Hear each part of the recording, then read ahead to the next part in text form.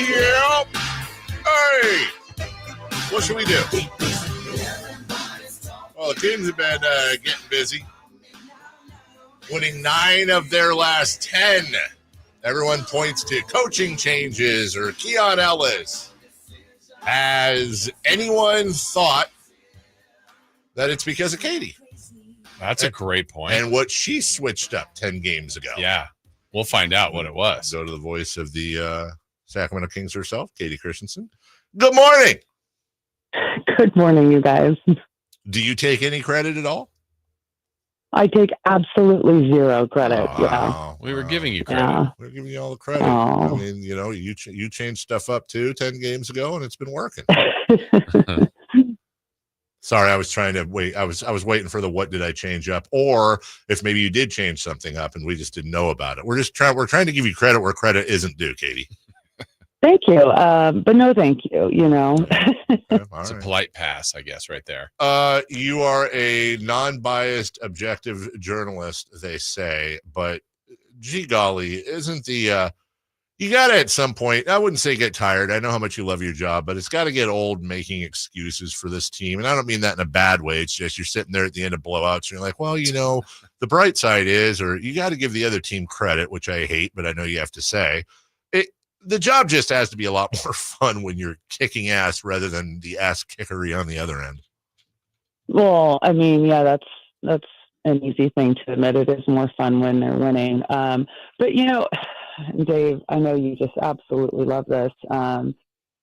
And I hate to disappoint people, but losing is not fun, but it's never a thing for me of where I have to give credit to the other team. 2 teams go out, 1 team wins, 1 team loses. And the team that wins, they do get credit because they figured it out. They did it right. They played well. They put together a good game plan. And even when we lose, it's one of those things where I actually really love my job and I feel like I know the game a little bit. And so for me, it is kind of about being the voice of reason of well, this is what went wrong. These are the things that they need to address. And then it's about do they address them, right? Do they make changes or do they learn? Because no one goes out and wins 82 games. It's just, that's how it works, you know?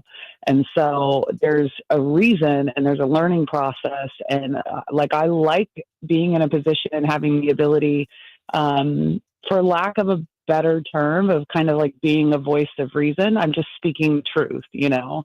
And to me, there's value in that, right? For sure. Yeah, for sure. Yeah, I mean, yeah. I would just prefer. I mean, I know that Jason understands logic. And I reason. understand. I would just personally prefer at the end of blowouts to be I'm not giving the other team credit. We suck. We control our own destiny and screw everybody else. Sacramento. Why not that? Okay. That's fine. That's why I'm not a professional broadcaster. Yeah, that's why Katie's in the position. Yeah, that's why she does that, and I'm sitting on the sideline. Yeah. Kayte, as we look at this team right now, I mean, things are going really, really well, but doesn't mean they stop here and there aren't areas that can get better. What areas, as you see this team in this really good stretch, that you still think can be addressed and worked on going forward? Well, believe it or not, it's consistency, right? You can win games and still win with lacking consistency. And to me, one of the biggest things that we've seen that's been a common theme throughout the season is inconsistent shooting. And you can't control that. There's a reason that, the 3-point shot is valuable, but it can kill you, So if they can get to the point where they're more consistent from the standpoint of, being able to knock down shots, I will say, I think they're doing a good job of getting, sorry, my dog is playing with her toy. Dolly, stop that. I do think that there is the thing of consistency of getting great shots. I think that is something we're seeing more now, is consistency in terms of the value of shots they're getting. So it's about knocking them down. And so, when you look at that, they're going out on the road, after tonight, I looked at the schedule because I have to plan 50 million things for when I'm gone. But you look at this home game tonight and then the Kings are really out on the road until after the All-Star break. It's 10 of their next 12 games, after tonight, starting in Denver tomorrow night, are on the road. And that's a brutal schedule. And so also when you look at consistency, it's about, being able to play the schedule, if you will.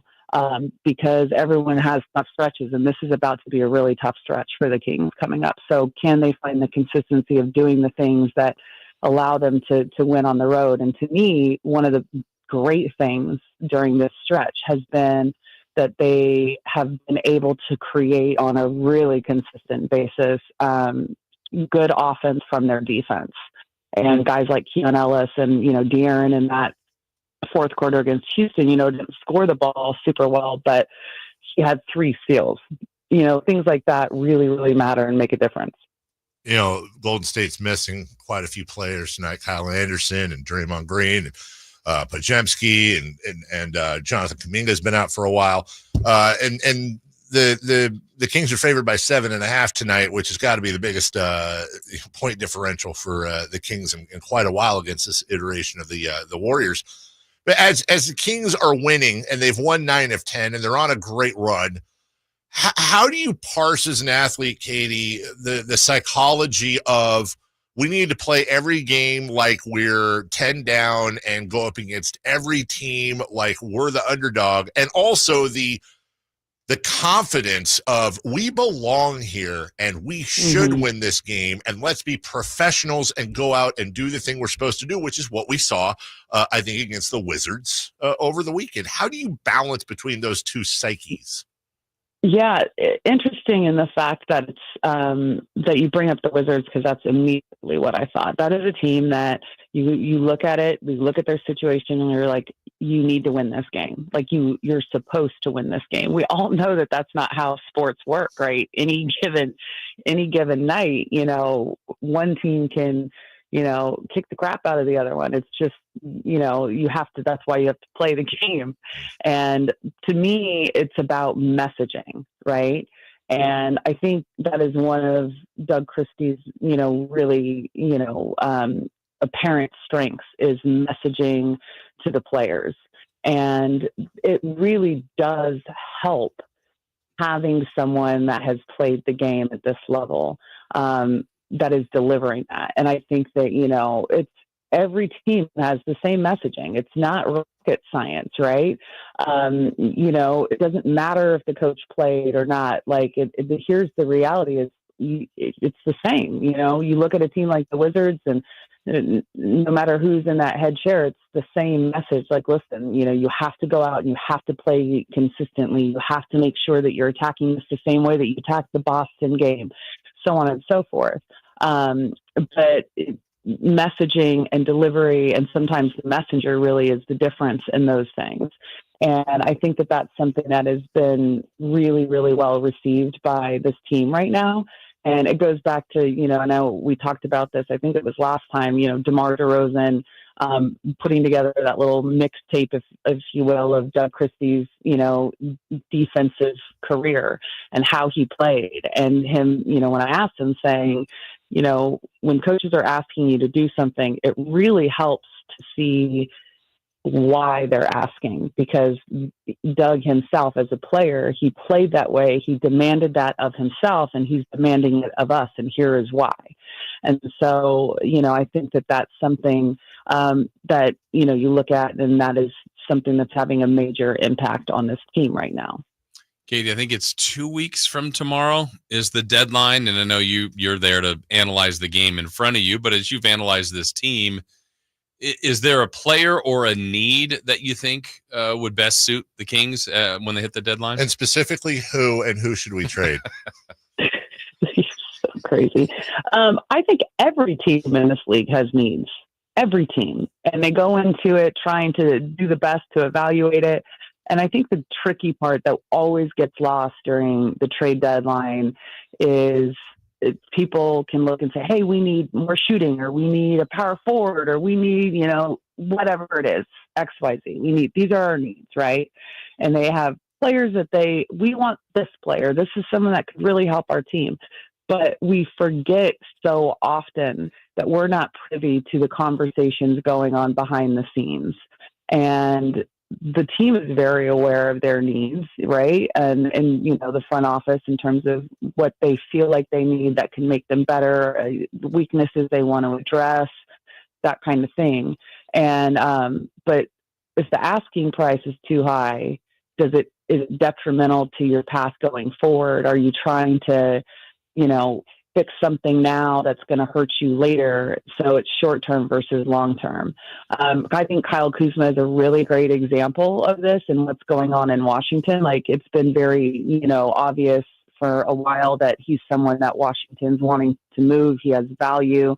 Their asking price was I think 2 first-round picks or whatever. Like, they had a pretty high asking price. And as teams are passing, I mean, now it's down to 1 second-round pick they'd be willing to settle for. So it's also a waiting game to a certain extent, right? And things will get furious right before the trade deadline, as they always do. It never disappoints. But for me, I think one of the weaknesses of this team truly is the second unit. You have a starting 5 that's scoring over 90 points a game, and you're getting 25 points from your bench. That's a tough thing to overcome. So I think that's something that, I would assume that the front office is looking at, how can they shore up the bench a little bit? And shooting is always, every team is looking for shooting, always looking for shooting. So those are just a couple things to me that stand out that I would imagine is kind of on their list of priorities.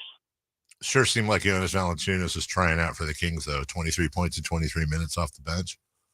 Yeah, but let's be honest. What value does he have on this team? Backup big. To play what? 8 minutes? Well, I mean, that's where they're lacking front court depth. That's been a problem all year long. I think a second-round pick or whatever for Valanciunas to give Sabonis a breather. I'm not saying that's the trade, but they need front court depth. Yeah. So, I mean, I don't know what, and I love having conversations with fans and people about it, because I really don't know. And I think they think I'm holding information back. I don't know. It is not at all in my job title or my description. Oh, no, I know. I don't think you have insight. No, but if I'm giving my own personal opinion here, which I just love to do, because not at all, uncomfortable to do this.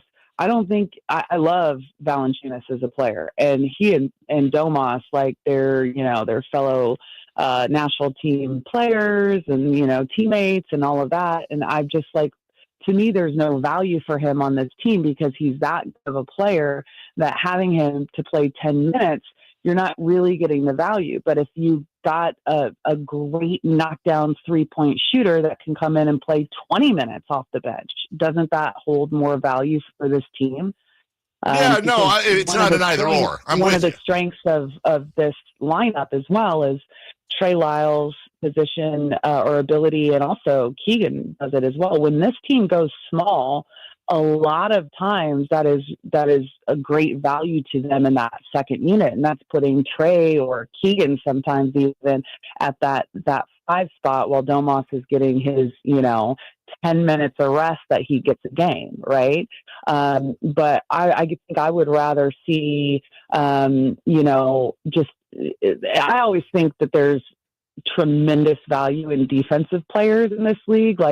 If you name a couple like Dyson Daniels, Herb Jones, those are players that are super, super, tremendous defensive players.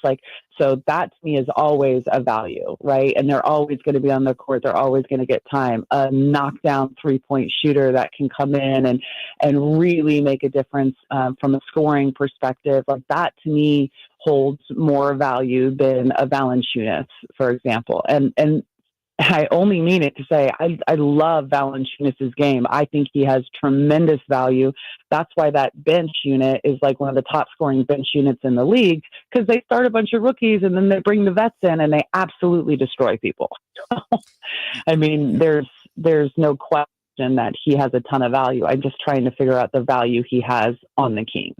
Yeah, I don't disagree with you. A shooter or somebody. They got Herb Jones. Yeah, wow. Forget about it. Yeah. I know you love talking personnel, Katie.